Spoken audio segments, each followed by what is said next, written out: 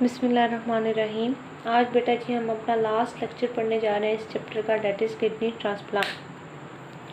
After dialysis अगर फिर भी उम्मीद बाकी ना हो, डायलिसिस से काम ना चले, तो हम जी कर देते हैं जी किडनी ट्रांसप्लांट। इसीलिए हम इस किडनी ट्रांसप्लांट को कहते हैं जी it is the end stage treatment for the kidney failure, कि ये आखिरी हाल है जिसके बाद कोई हल नहीं है।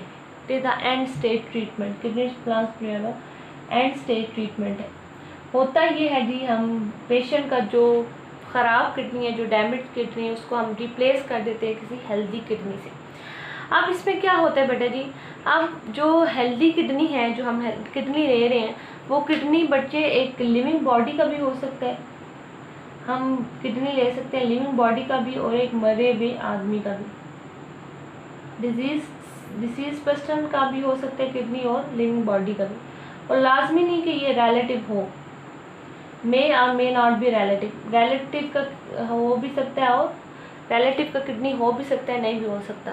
एक मेन चीज़ का जो है वो ध्यान रखना चाहिए कि आपको किडनी जो है वो डोनेट करने से पहले, किडनी ट्रांसप्लांट करने से पहले टिश्यूज़ मैच करने चाहिए, टिश्यू प्रोटीन्स जो है वो मैच करने चाहिए डोनर के और रेसिपिएंट के। There will be the compatibility among the donor और रेसिपिएंट के, रिसीवर के जो है वो बेटा जी टिश्यू प्रोटीन मैच हो, देन जो है वो किडनी उसको डोनेट कर दिया जाता है।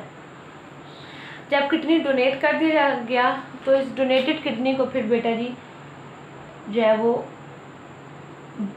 उस पेशेंट के जो है वो ब्लड सर्कुलेटरी सिस्टम से कनेक्ट करवा दिया जाता है और उसके यूरिनरी सिस्टम से जो है कनेक्ट कर दिया जाता है, ताकि वो जो है वो डोनेटेड किडनी जो है वो प्रॉपर्ली काम कर सके।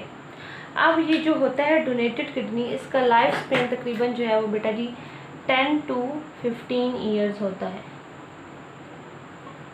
इससे पहले भी रिजेक्ट हो सकता है, इससे बाद में भी, ठीक है। लेकिन नॉर्मली रेंज में, एवरेज रेंज जो है वो 10 to 15 ईयर्स तक डोनेटेड किडनी किसी और पर्सन की बॉडी में, फॉरेन बॉडी में सर्वाइव कर सकता है। अगर फॉर एग्जाम्पल जो है वो टिश्यू, ये जो किडनी ट्रांसप्लांट है वो रिजेक्ट कर दी गई, उस पेशेंट के बॉडी ने जो है वो डोनेटेड किडनी एक्सेप्ट ना किए है, तो क्या हो जाता है बच्चे, वो किडनी जाहिर सी बात है डैमेज हो जाएगा। तो उस केस में हम क्या करते हैं कि उस पेशेंट को जो है हम क्या करते हैं जी सेकंड किडनी जो है वो डोनेट कर देते हैं। उसमें सेकंड किडनी जो है वो ट्रांसप्लांट कर दी जाती है, सेकंड किडनी ट्रांसप्लांट कर दी जाती है। लेकिन जब तक सेकंड किडनी का अरेंज नहीं होता, जब तक सेकंड किडनी नहीं मिलती उस पर्सन के टिश्यू से मैच शुदा, तो इस इंटरमीडिएटरी पीरियड में, इस दरमियाने पीरियड में हम उस पेशेंट को डायलाइज़र मशीन पर रख देते हैं, उस पेशेंट की डायलिसिस करते हैं, ताकि जो है इस इंटरमीडिएटरी पीरियड में, ठीक है, इस दरमियानी स्टेज में जब तक दूसरा किडनी अरेंज नहीं होता, तो डायलिसिस से उसके जो है वो वेस्ट मटीरियल को रिमूव किया जा सके। लेकिन फिर भी कॉमनली बच्चे मैं कह सकती हूँ कि प्रॉब्लम्स अक्कर होते हैं after the kidney transplantation, problems occur होते हैं।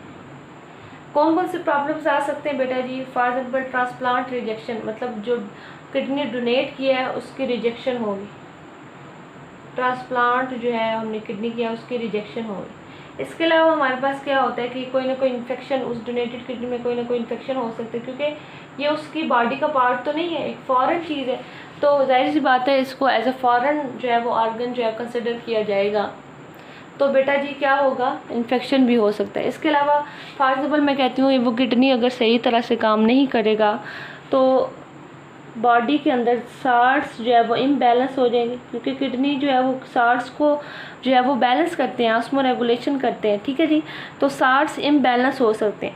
सार्ट्स इम्बैलेंस होने की वजह से बेटा जी क्या हो सकता है कि डिफरेंट प्रॉब्लम्स, कौन सी डिफरेंट बोन प्रॉब्लम्स अराइज हो सकती हैं, जिसमें फॉर एग्जाम्पल हमारे पास आता है जी गाउट। गाउट में ये होता है कि हमारे पाँव की उंगलियों में, हमारे टो जॉइंट्स में जो है यूरिक एसिड के क्रिस्टल जो है वो जमा होना शुरू हो जाते हैं, जिसकी वजह से इंतहाई शदीद पेन होता है, ठीक है। इसके अलावा बेटा जी अगर ये सार्स बहुत ज़्यादा जमा होते हैं तो डाइजेस्टिव ट्रैक्ट में भी इन्फेक्शन हो सकते हैं, जिस तरह अल्सर हो सकता है, ठीक है। स्टमक अल्सर हो सकता है, ड्यूडेनम का हो सकता है, एसोफेगस का हो सकता है। तो ये था जी बेटा जी हमारे पास किडनी ट्रांसप्लांट। इसको हम एंड स्टेज ट्रीटमेंट जो है वो कंसिडर करते हैं। किडनी जो है हम जो है वो लिविंग बॉडी से भी ले सकते हैं, किसी मरे हुए आदमी से भी ले सकते हैं, वो बंदा रिलेटिव भी हो सकता, नहीं भी हो सकता। एक चीज़ का ध्यान रखना चाहिए कि डोनर और रिसीवर के दरमियान टिश्यू प्रोटीन्स जो है वो मैच करने चाहिए। After the donation of the kidney, उस डोनेटेड किडनी को उस पेशेंट के ब्लड सर्कुलेटरी सिस्टम और यूरिनरी सिस्टम के साथ कनेक्ट करवा दिया जाता है। लाइफ स्पेन तकरीबन 10 to 15 ईयर्स होता है डोनेटेड किडनी का। लेकिन अगर उस पर्सन की बॉडी ने रिजेक्ट कर दिया किडनी, तो सेकंड किडनी ट्रांसप्लांट किया जाता है। जब तक सेकंड किडनी का अरेंज नहीं होता तो उस पर्सन को डायलाइजर मशीन पे, डायलिसिस पे रखा जाता है। लेकिन जनरली अगर हम डिस्कस करें तो after the kidney transplant problems होती हैं। ट्रांसप्लांट रिजेक्शन हो सकती है, इन्फेक्शन हो सकता है, बोन प्रॉब्लम्स हो सकती हैं डिफरेंट, और अल्सर वगैरह भी प्रोड्यूस हो सकते हैं उस पेशेंट की बॉडी में। तो ये चैप्टर नंबर 2 हमारा बेटा जी कंप्लीट हो गया है। इन सारे लेक्चर्स को तरतीब से बार बार देखिएगा, बुक से भी कंसल्ट कीजिएगा। होप्स हो कि आपको चीज़ें समझ आ गई हो।